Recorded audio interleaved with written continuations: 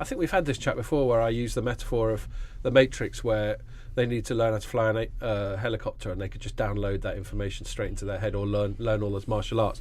Can't you increasingly start the AI off with a hell of a lot of contextual understanding, for example, as Pierre just described, for it to know what a vacation is, and then it'll, through machine learning on top of that, understand what vacation means to you. But you've just basically ignored what I said for the last 5 minutes. Okay. So where is that general knowledge library?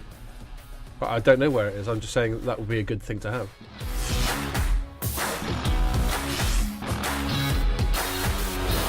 Hello and welcome to another Telecoms.com podcast. Just a reminder, if you are listening to us on SoundCloud or iTunes, you can also watch us on the site or Facebook, and vice versa. If you're watching us, you can grab it on SoundCloud or iTunes.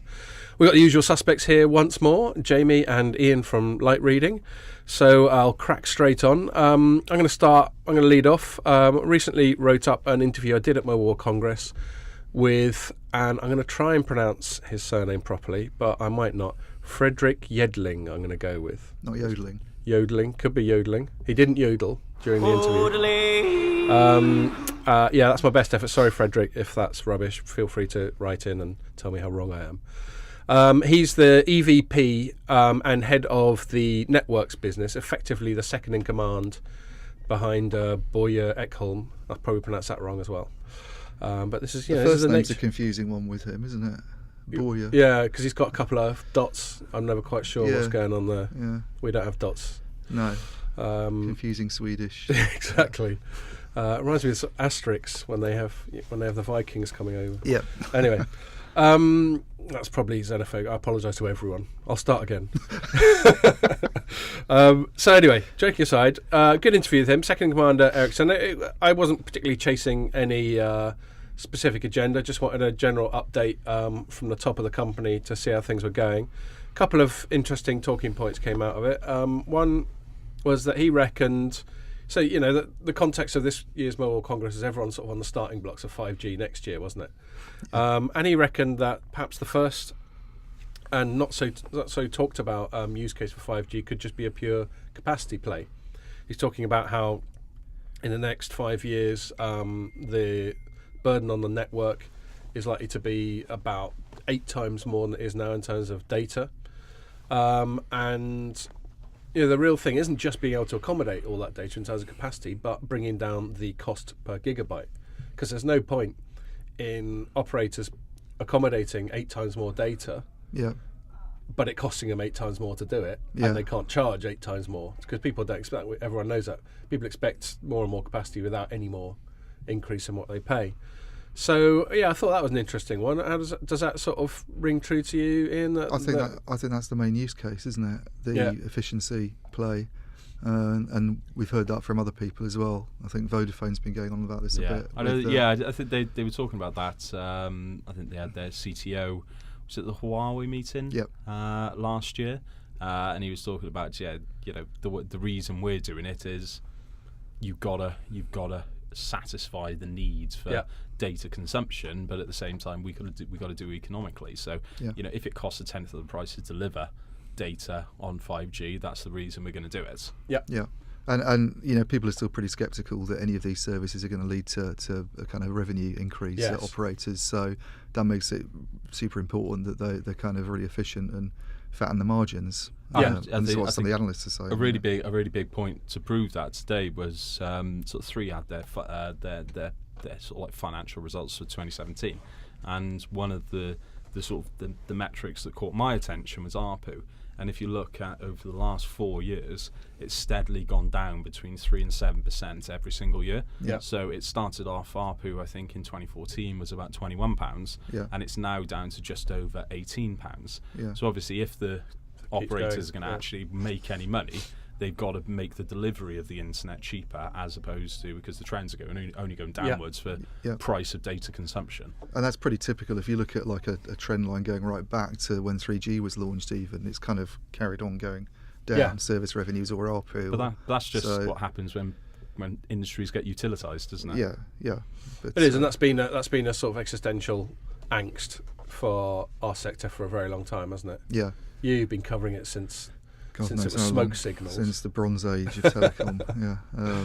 But has that always been a narrative that always been flying around? I mean, people got really excited when 3G licenses were getting awarded, because that was really quite revolutionary, because before that you just had mobile phones being used for voice and texting, to be honest, and the idea of being able to get internet services on your phone was just quite exciting. I think hence at the time. .com bubble. That was probably one of the things that fueled it. The trouble was the devices weren't ready. No. You know, they didn't know how to price it. There were all sorts of problems. The networks didn't really live up to expectations. Yeah. They paid too much for licenses. Certainly did. But I the remember interface was absolutely awful. Exactly. Trying to get on a web page on sort of feature phones was just I mean, would you say that was until the iPhone? Exactly. Yeah. It took the iPhone in 2007 I was to on kind the of pub change quiz that. question last night. Was it? I got it wrong. When was the first iPhone? I got it wrong. No, what did you say? Well, Well, sure it's they announced it in 2006. June. I said it was in 2008 because I assumed that the iPhone X would have been 10 years after the launch, and 2008 would have been the 10th year. Yeah. But You're lucky I wasn't there, Jamie. So when did it go out of Trying to sync? rationalise it too much. Yeah. When did it go out of sync? With the 4S, maybe? That was the first one where they went. No. But I was thinking that they launched an iPhone X Roman decimal for 10 this year. Yeah. Pierre's asking because I don't know. Actually, no, right. Yeah, there was the 8. There was no 9. I mean, there's not much rhyme or reason. Some marketing person just goes, I can't remember. There was something else where someone just decided to go from version 8 to version 20. Just to show what a big jump it was. Or was it the Windows one? They just skipped. Yeah, something like that. It happens. You know, it's what happens when you let marketing people get hold of product naming. Well, that's what Samsung should have done with the S. They should have skipped S9, because right now the S9 is basically S8 Plus. Yeah. And while Apple has done the X, so they're falling behind. They're all a bit rubbish. But imagine if they'd gone to 10, everyone had gone, copying Apple again. I mean, they should have gone X. them, really. I mean, they're very underwhelming. Yeah. I mean, it's What's that? completely underwhelming. The smartphone upgrades that are coming out. But it's been the case for a long time. But biometrics, when they actually nail that properly, is going to be brilliant. Like, so I think I heard I haven't actually had a look into it because I could not give a shit about devices. But they were talking about. Could have fooled me, mate. The amount you look at yours. Well, no, it's only because I'm bored of the conversation with you. So.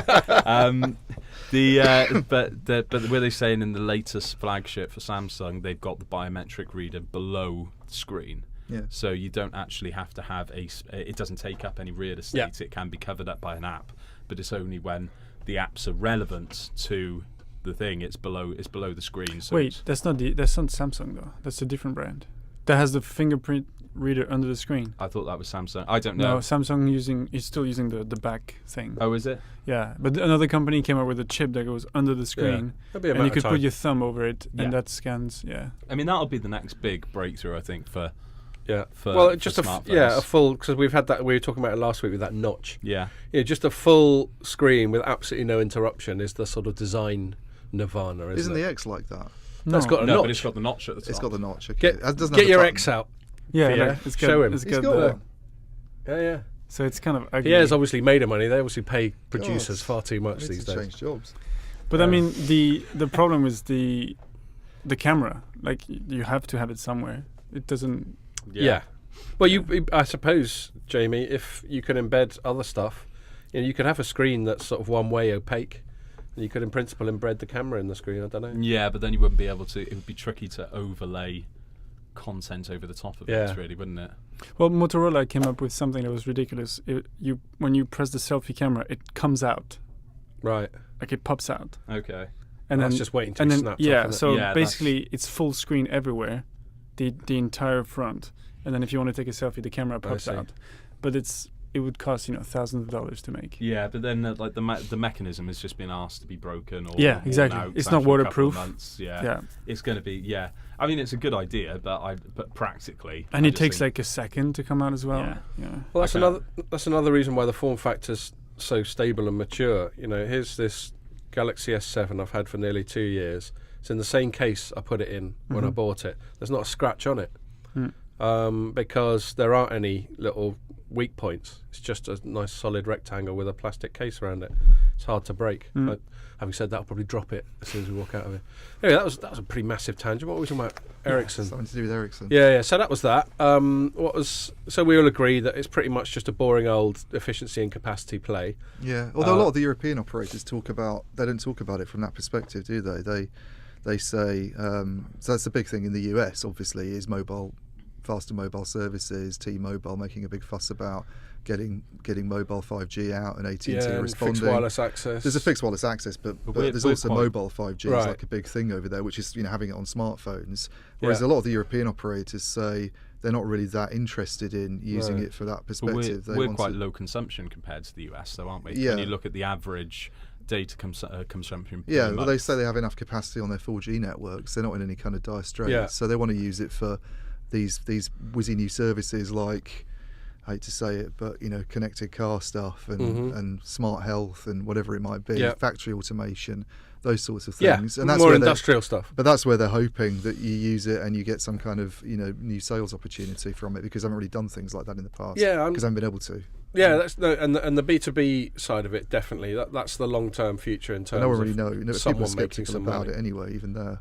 Because some of those opportunities that you're talking about, tiny revenues from connectivity, because things like IoT. Some of the IoT stuff is very, very. I mean, if you get billions of connections, I suppose, then even with very, very, very low ARPU, you could maybe still make a business case for just doing connectivity. But some of the analysts say that to really succeed and profit in that game, the operators are going to have to kind of do a lot better in the value-added services area, and they've never done that very well in the past. No, so certainly despite efforts. And back to the consumer side, I as a consumer, I'm not often thinking I really hate the amount of bandwidth I've got, the speed I've got. Yeah. But a big change, and this has been spoken about for a while, is if it becomes in vogue to offer limitless tariffs, all you can eat tariffs, then suddenly it does become a big deal, mainly on capacity. But also, if people are on all you eat, then they're going to be much more inclined to just try and stream HD and that sort of thing. But don't forget, like in London, capacity coverage issues are never a problem. So it might be though. I mean, if people ramp it up more and more. Yeah. But what I mean, there's so many small cells, there's so many sites, there's so many towers that there's going to be coverage, there's going to be capacity.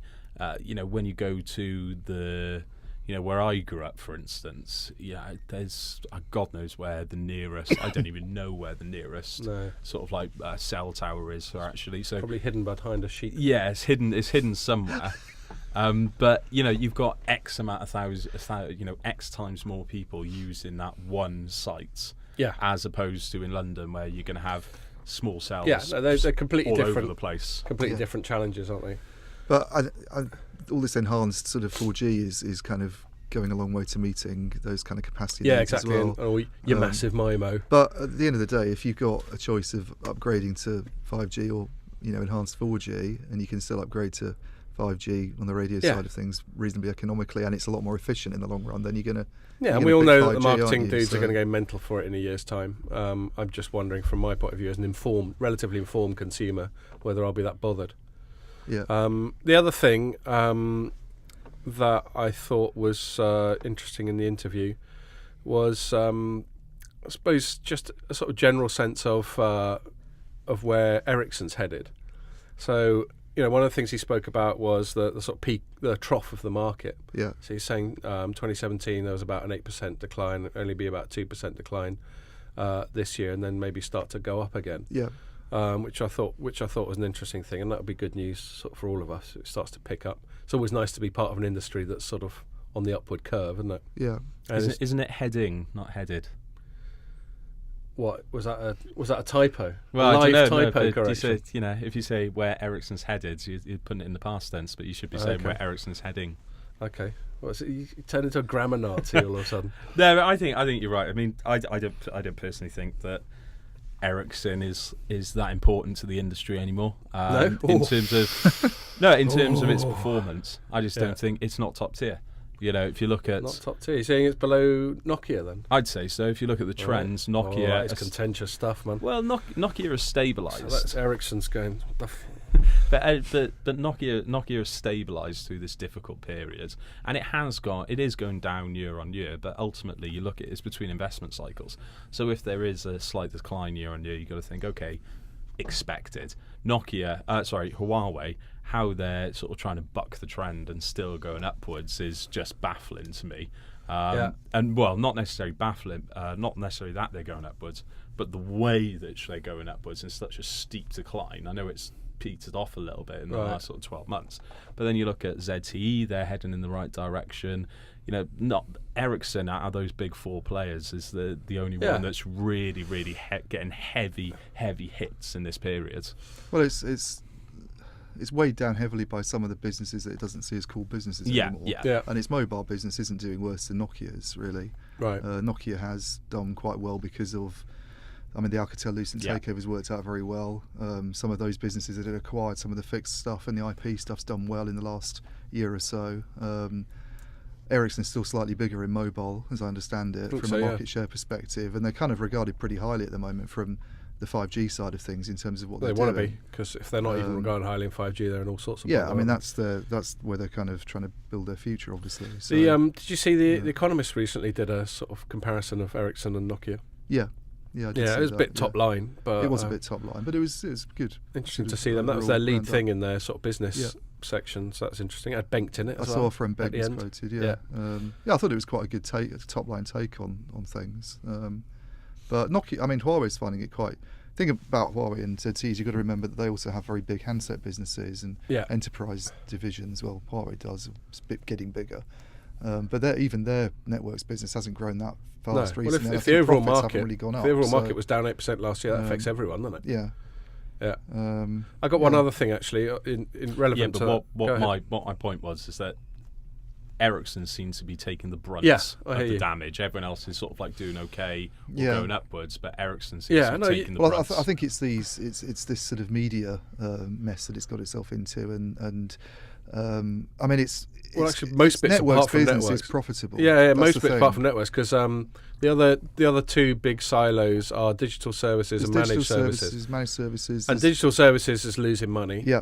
And they're having to sort that out. Managed services, they're reassessing the majority of the big projects they've got. Cancelling a lot of contracts, I think, that they don't see as profitable. So pretty much everything except networks is having a little bit of a mare. Yeah. And then, the media bit, they tried to flog it. They ended up flogging half of one bit of it to private equity. Yeah. But yes, from their point of view, they obviously want everyone to focus on the networks bit, which happens to be Yedling's bit. So that was all fine. In fact, there's one more thing before I move on that I wanted to flag up that's relevant to what we were just talking about, which was on the Sunday Mobile World Congress, Nokia always does a sort of keynote with Rajeev Suri, and he made a little dig in his keynote. He said, he said to the assembled press and analysts that they should treat any claims for sort of easy 5G upgrades through software with caution. That's clearly a dig at Ericsson, because that's one of their big messages. Is buy any of our kit and no worries, quick OTA. Yeah. Quick OTA job and you'll be 5G-tastic. Yeah. Now, I'm sure it's a little bit more nuanced than that. Yeah, but he was having a little bit of a dig, and I opened my interview with Yedling going, presumably you're aware of that, and he's a professional. He sort of laughed it off and said it's nice that our competitors talking about us and all that sort of thing. But I just thought I'd wonder what you guys think about this quite technical. The only reason the competitors are talking about Ericsson is that they're talking bullshit. Basically, well, I don't think that would be his spin. I don't think that's very flattering to them whatsoever. Well, no, that's a good point. But he spun it in exactly the way you'd expect a seasoned exec to spin it. But this sort of software upgrade type of thing. A big part of Ericsson's message is, our kit is sort of 5G ready. Yeah. All you got to do is, upgrade it, and it's by software. You haven't got to put in a new sort of load of hardware. How And obviously some of its competitors are choosing to throw a bit of FUD at that. How plausible do you think that is? I don't think they've misled anybody, and I don't think Nokia's done anything differently, really. I mean, I wrote a bit of stuff about the software upgradable side of what they're doing recently, and Nokia pretty quickly got in touch and said, well, we have software upgradable stuff as well. So calm down, Reggie. I mean, some of it is software upgradable, The baseband stuff that they're selling is a software upgradable platform. Yeah. But that doesn't mean you don't have to roll out any new hardware. Totally. And I think, to be fair to Rajasuri, that was the caveat. He's going, it takes more than just a bit of software. But I don't think. I mean, when I interviewed Ericsson about this not so long ago, what's the guy's name? Arun Bansal, who I think is in charge of the Europe business. Europe and Latin America. He's doing a lot of flying, isn't he? Yeah, I think that's because of the kind of. You see sort of Telefonica being a big reason for that. He's VP of Telefonica. Yeah, but he was saying. He was quite upfront. He said, you still need to sell hardware, obviously. Yeah. And that's where they're going to make a lot of the money, actually, is on selling the hardware. They're still... People are densifying networks. You need to roll out new radio units. You need to put antennas in. So you can't, you can't make some of those things software upgradable. You still need that. You still need that hardware. So, it is, I mean, to suggest that the whole thing's software upgradable, if anyone was going to try and do that, is I think you're just getting a bit of FUD flying around. It's certainly more software upgradable than there's more software now in the industry than there has been. There's more and of an will continue to be once we get all virtualized. Exactly, this is the whole point of the virtualization, is that you don't, the end goal is kind of cheap commodity hardware, and everything's delivered, all the values in the software, and you can switch things around easily. You can bring in new suppliers quickly. Exactly, that's the dream. When will we get there? But I'm going to move it along because Pierre's on a hard cut-off and he's already giving me his patented Gallic death stares. Ian, bit of politics going on this week. Why don't you talk us through some of that? I wrote a little thing up. Nothing's happened, but there's with the whole sort of Trump trade war moves. I thought we were going to talk about Russia. There's that as well. This is mainly sort of America, China. So there was a report that Trump was thinking of just ramping up. They've already obviously put some tariffs on, I think, steel and aluminum, as the and Americans herbs. like to say. And herbs. But then there was speculation. Well, I think it was Reuters maybe reporting that, according to their sources, there were moves to introduce tariffs for some telecom consumer. There was quite a focus on IT, telecoms stuff, wasn't it? Which and it's sort of very much seen as a kind of move against China, I think. And I think it sort of reflects the sort of backdrop to all this, I think, is sort of long-running concern about Chinese competitiveness on the one hand, and IP theft. There's the IP theft issue. There's purportedly national security concerns. Indeed. I mean, a lot of this came up at MWC, even this sort of, and subsequent to that, some of the reporting in both the trade and the mainstream press about, who's leading the race in 5G. Heard a lot of people talking about it's certainly not Europe. They're kind of falling behind, but there's this kind of rivalry between at the moment between the US and China, and not just in 5G, in kind of almost more interesting areas like artificial intelligence, which is obviously going to be critical in years to come, even though there's a lot of hype at the moment. But the companies that control the artificial intelligence systems that power industries and services in the future are going to be all powerful potentially. So China is leading that race, and that's a concern for the US. And the historical, certainly sort of for my adult life, the historical perspective was that China was more the sort of manufacturing engine of the world. Because they've got a lot of resources. They've got a relatively low paid workforce. They were able to just churn the stuff out. But as far as the high value sort of IP intensive stuff, that was all Western Europe and the US. And and that's obviously changing.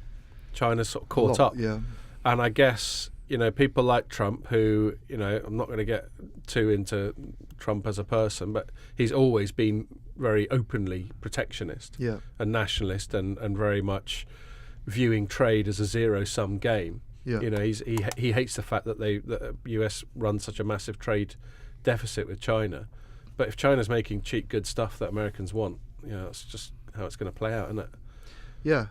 And I think it still has that, doesn't it? It still has that, even though it's caught up on the IP side of things, and you see companies like Huawei now and Alibaba being real innovators in their own right. But they also have this sort of low-cost manufacturing advantage. I mean, maybe they themselves are losing that to other regions, but I think I'm going to hand it over to Jamie for a second opinion in a sec. Trade wars, my understanding of, I haven't studied economics, But my understanding of trade is that trade should be mutually beneficial. Yeah. That wealth isn't actually the accumulation of money. You're not wealthy if you're sitting on a pile of money. You're wealthy if you're spending that money on cool stuff or experiences or that sort of thing. Unlike the Germans. Yeah, well, they like to sit on their money a bit. So wealth is actually about flow rather than accumulation.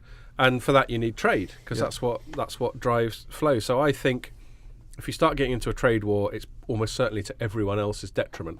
Having said that, if Trump has information that he thinks that the Chinese aren't playing fair, then I suppose he's got to do something. Yeah. Well, I think the other thing is that it hits, because of the interconnected value chains that we have now and supply chains, it hits your own. I mean, Apple sources stuff from China. Yeah. Companies like Ericsson and Nokia get things made there. It becomes a complication for. And if the iPhone was assembled in the US, it would probably cost twice as much. Exactly. What do you reckon, Jamie? Do we need a good old trade war to sort everything out? I think the US will lose it.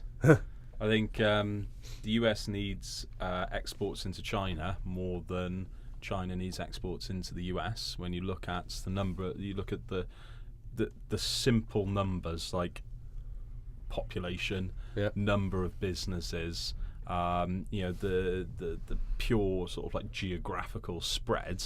There is more stuff to be bought in China than there is in the US. And you look at if you look at some of the US tech companies, they're looking to get into businesses that are going through this sort of digital transformation. They're looking to upgrade users, sort of like the consumers and small businesses, to make them sort of digital ready. Yeah. You look at where the biggest digital gulf is it going to be in the US or is it going to be in China? So, like IBM, for instance, is the US a big market for them? Yeah, it is. But is it going to grow substantially over the next couple of years? Yeah. No. Is the Chinese market a massive growth opportunity for IBM? Yes, it's a significant one. And you go through every US company, and they're not looking at their domestic market for growth. They're looking at international markets for growth. And China is the golden opportunity for every country in the world. So I think it's very short-sighted to be entering into this trade war, because you ban US companies from China and all of a sudden you ban one of their biggest growth opportunities. Yeah. One question I have about sort of Trump's MO, which remains a mystery to everyone, bar perhaps Trump himself, is to what extent he just comes out with stuff just for effect. Well, he's already done it in steel and aluminium, hasn't he? Right, so, and he's actually put those tariffs down. Those tariffs are there now. So, but, like, for example, it remains to be seen how, if at all, the North Korea thing resolves itself. But, he seems to be claiming a bit of victory for getting your man to the negotiating table, having previously been tweeting all kinds of abusive stuff at him. Yeah, and I think everybody was kind of surprised that that was the case, but so maybe it's a sort of weird negotiating technique that actually sometimes works. But he's done quite a lot of concrete stuff that people would view as damaging. Pulling out of climate discussions and tearing up various fair other trade agreements and stuff like that. So, and there's one other thing, lest I forget, that this week the Qualcomm Broadcom situation came to a head because of a direct intervention from Donald Trump himself. Yes. So they'd, just to recap, the Qualcomm board had been resisting Broadcom's hostile acquisition bid for a while, and in the end they sort of grasped them up to this organisation, this US organisation for foreign CFIUS. Yes. The Committee for Foreign International Investment in the US, something like that. No, something like that. Anyway, but it keeps an eye on foreign companies buying US companies. Grasped them up when they went, oh dear, don't like the look of that, and said they'd have a look at it. And then Trump went, no, don't bother, I'm just going to block it. And they got this thing. I don't think we've got. No, he used those executive order. He used that research and that advice as the basis of the executive order. But he said, don't bother looking any further. I've got it from here, lads. Yeah, but it was their findings. So it's only the fifth time a US president has used that committee's findings to block a merger. Yep, second time Trump has done it since he started. Yeah, he's not shy about using those executive orders. What was the main reason for blocking this then? So they talked about national security concerns, and everyone sort of thought, okay, is it because Broadcom was acquired by Avago, which is Singaporean, although they kept the Broadcom name because that's more catchy, I guess. And I thought, is it the Singapore connection? But I think the main stated reason was that it was assumed like Broadcom was going to have to borrow like crazy to pull off this acquisition. Yeah. And looking at that and looking at its track record of what it does with M&A, the assumption was it would then cut right back on R&D, which is a massive spend of Qualcomm's, which is one of the main reasons they remain ahead of people like Intel and MediaTek and that sort of thing. It's going to cut right back on R&D, and let's say if it cuts back a few billion on R&D, it can start recouping its investment very rapidly in that way. Yeah. But then it will stop being so competitive. It will stop, looking into cool 5G stuff. It will stop doing this, that, and the other. And it was that was viewed as a national security concern that Broadcom just wouldn't spend as much. Yeah, and Qualcomm had obviously been positioned as a company of intrinsic interest to US national security, and that's a bit of a grey area by itself. Yeah. Because then, who defines that? You can imagine like a defence contractor or something like that, but does that mean any tech company qualifies as special protection? Is it not because Qualcomm's has such a strong market share in mobile that if it goes downwards, another company would take over that market share? That's the Like indirect Intel. link to China. That they worry then that MediaTek or whatever is going to step into the breach. A Chinese chip company. Yeah. Okay. In that, yeah. So that was the concern. I mean, it's a little bit spurious. I'm a bit torn because, in principle, if you're going to play capitalism, you should let people buy your stuff. Kraft bought Cadbury's. Everyone had a bit of a moan, but then we got on with it. Yeah. I don't think anyone's, by the way, ever suggesting that Cadbury's might be a point of sort of national security interest. Well, that's good for morale. So there's that side. The free marketeer, the laissez-faire side of me goes, look, you can't just go poking your nose in.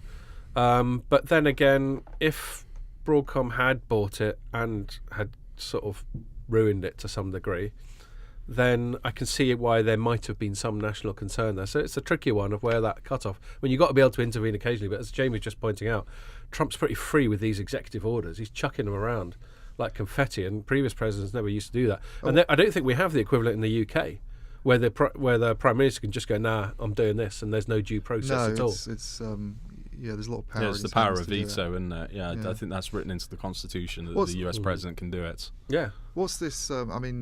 I'm still unclear on why there was a concern that spending would fall dramatically under Broadcom. Because their track record is to have a bit of what they characterise as a private equity approach, right? Which is you buy something and then you just go cost cut. So it's just based on analysis of past behaviour by Broadcom, pretty much. And I think some public statements they might have made. They're buying, aren't they? And to sort of carry on. Yeah, I mean, you'd think that might be a bit self-defeating, but there is a business model. I don't know. I think asset stripping might be too strong a word. Yeah. But where you buy a business and then you cut a hell of a lot of overheads. Because they'd also said things about getting on top of this dispute that's because Qualcomm's not in a very good situation in many respects. It's constantly running into intellectual property problems. It has this big dispute. Oh right, you mean all the grief it was getting before this? Yeah. It's got this big dispute with Apple. And Apple now trying to replace it with Intel essentially. Yeah. I think Broadcom's CEO, I can't remember his name, Hock Tan, is it? Yeah. But I think he'd said he saw a way through this following. Well, there was a conspiracy theory that Apple was quite keen on the Broadcom acquisition, so it could consolidate all its suppliers into one easy to manage company. Or more of its suppliers. I don't have any substance to that, but it's not inconceivable. Yeah. Anyway, I think we're getting pushed for time, so we're going to have to move along a little bit. Jamie, you've been writing about the sort of smart home type of thing this week. Why don't you tell us a bit more about that? Yeah, it was from an EY bit of research, and they were basically saying that the smart home is going to take off in the next couple of years. And it's to do with they did a lot of reasons, but I mean I used their report as basically just the stats. Came to my own conclusions, to be perfectly honest. Fair enough. But it's for me, I think the smart speaker revolution of last year. Yeah. The aggressive marketing and advertising campaigns that you saw from Amazon and Google really sparked to life the idea of the smart home. And you just look at penetration at the moment, and it is incredibly low. I mean, like of smart speakers. Well, smart speakers, thermostats, anything security, any. Is that penetration everywhere or just UK or what? Oh, this was a I can't remember, to be perfectly honest, off the top of my head. But you're talking between like 7, 8, 9% of households. Yeah, I've got even one of those things. One of those things. Right. But they're talking in the next 5 years, it's going to be sort of like between 30 and 40% have a thermostat. 31% have a speaker, 37% have a smart security solution. So I it's just wonder whether these things are, the value of having them is. So that was my point. This is the thing. I just, it's all very nice to walk into your home and say lights on, or be able to adjust the settings when you're out at the shops and things like that. But is it something that people are really desperate to have? Are they prepared to spend money on it? So I think at the moment the price hassle sort of value proposition is not skewed in the favour of these products taking off. But I think there's little things that are being done, like on the smart speaker side of things, Google updated their routines feature this week, and it's just really it's something really stupid, but I think it's going to make a huge difference. Like, so they've got a default setting where you say, "Hey Google, good morning," and that kicks off a routine. So it turns your phone off silent. It adjusts the lights in the rest of the house and turns the heating on for you. It then tells you about your commute. It tells you about the meetings you got on today, and then after it's done all that, it puts on a predefined radio station or playlist. Now it's that I think it does your job for you and buys you beer. Yeah, and eventually maybe a coffee machine. Yeah. Or then seriously. in the future it might turn on your coffee machine. But it's that those sort of default settings where the software writer or the hardware manufacturer are actually doing it for the consumer. That'll take away the complication. That'll take away the scariness of doing something new, because no one likes to be completely overwhelmed when they buy something new. You want the benefits given to you straight away, which is where I think. So do you customize it in the app? You can yourself? customize it. At the moment, it is literally a case of, these are the predefined things for 6 routines across the day, and I think it's a really good idea. It gets them, it gives you immediate value. You don't have to learn how to do all of these little things. You just get stuck in. It gives you immediate value. Live the dream. And immediate value is what everyone's after. I think technologists have gone too far. They've said, these are all these big, wonderful things that you can do with the smart home and with IoT, and all of a sudden everyone's just gone, wait a minute, I don't understand it, so I'm not going to buy control? it. Yeah. I mean, I'd have my standard Luddite sort of fear of it turning into something like HAL out of 2001 and starting to lock me out of my house and tell me how disappointed it is in me and stuff like that. Yeah, which could happen in the future. They get hacked. Exactly. Step on the scale, see how much cholesterol. You wouldn't be the only one, Hal. Join the queue, mate. One other little slight tangent. You see, one of my things I bang on about a fair bit is voice UI. I did a video interview at Mobile Congress with Nuance, who are the sort of voice recognition specialists. Which you could see on the site right now. Which you can see on Telecoms.com and Light Reading right now, I believe. Expertly produced by Pierre. Actually, yeah. Okay. Well, Pierre's team. Yeah. Anyway. But he started talking about conversational intelligence. So, there's a sort of machine learning aspect to it. But what it is not just voice recognition, but being able to have a useful conversation. So there's natural language understanding, but then being able to understand natural language, like me talking with whatever array of sort of slang and accents and abbreviations I use, but then being able to come up with useful responses. So you're actually having a conversation. But so that's like contextual awareness. That's it. Yeah. I was struggling for the That's term. But that is completely underpinned. I mean, it's a catch-22 situation, because to have a good conversation with a machine, you need contextual awareness. But to have contextual awareness, it needs the data on you, and it needs to have that learnt about the conversations you want to have. So it's that catch-22 situation.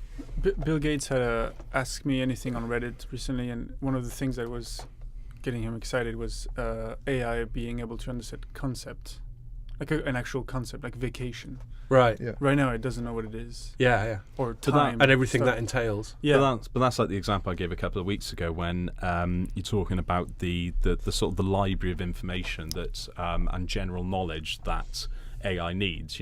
Yeah. It can turn on a kettle for you, and it can pour, and a robot could pour a cup of tea for you, but it wouldn't make the connection between that water is 90 degrees, and if I put that on your hands, that's going to really hurt. That backlog We hope of it will information. at some stage make that connection. Yeah, but we take it for granted because the brain is this ridiculous. I want to make my own tea. Thanks very much. It's the only job I've got left. Jamie versus the Luddites. But we have, but we got it in our heads. Like we have all this information on our heads because we've learnt along the way. Like if I said to you, what happens if you stay out in 40 degrees sun with no sunscreen on for 25, 30 minutes? You're going to get burnt. You can go lobster. But why? Because it happened to you 20 years ago. No, because he's and British. It's just logged there. But one thing I just want to say, I don't disagree with anything you said, Jamie. But a lot of that, and you say a lot of this contextual awareness has to be learnt. But can't you? I think we've had this chat before, where I use the metaphor of the Matrix, where they need to learn how to fly a helicopter, and they could just download that information straight into their head, or learn all those martial arts.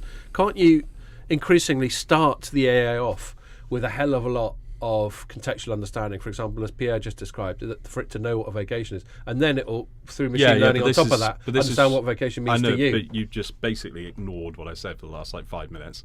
Okay. So where is that general knowledge library? I don't know where it is. I'm just saying that would be a good thing to have. Yeah, but I'm saying that's one sort of branch of AI. Yeah. That you have to have this this huge library which can be plugged into at any one point, and the library doesn't exist at the moment in the right language or in the right accessibility mode for these sort of AI things to plug into. Yeah. So it's just, I mean, there's so much. We've got this idea that AI is amazing, but it's all the boring stuff like the library in the backgrounds that no one's really and I think done yet. The thing is that the AI, whenever it fixes something, it creates a new problem, and then it has to fix that, etc., etc., etc., over and over, almost through infinity. I mean, that's what we do. But the other massive problem is latency again. Like, all these little lessons that we've learned over the last, for me 30 years, for you guys quite a bit longer. Ooh, He's on fire today, isn't he? You'll get in the first round later. Where do you store them? Where is it's got to be in the cloud, isn't it? There's only so much local. Yeah. So you've got to reduce the latency. Like if it's making the cup of tea, it's got to know that 90 degrees is going to burn your skin, but that's got to go all the way back to the core and all the way back out. Not all this information that we take for granted is in our heads. Can't be stored locally. Fair point. I mean, I suppose in parallel with that, we've got the miniaturization. Things like flash modules. Continue to go up and up and up in terms of capacity. So I suppose we're going to have more and more stuff that can be stored locally. The thing that we eventually agreed on, where you've got to have a certain pool of common sense that all machines have. Perhaps that could just be hardwired into it, and then the machine learning part, the accumulated part, then goes on in the cloud or something. I don't know. I mean, one thing I'm looking forward to is when you look at edge computing. Well, not necessarily edge computing, but you've got the fibre boxes on every street corner, like the little connection box for your little residential area. Indeed, the cabinet.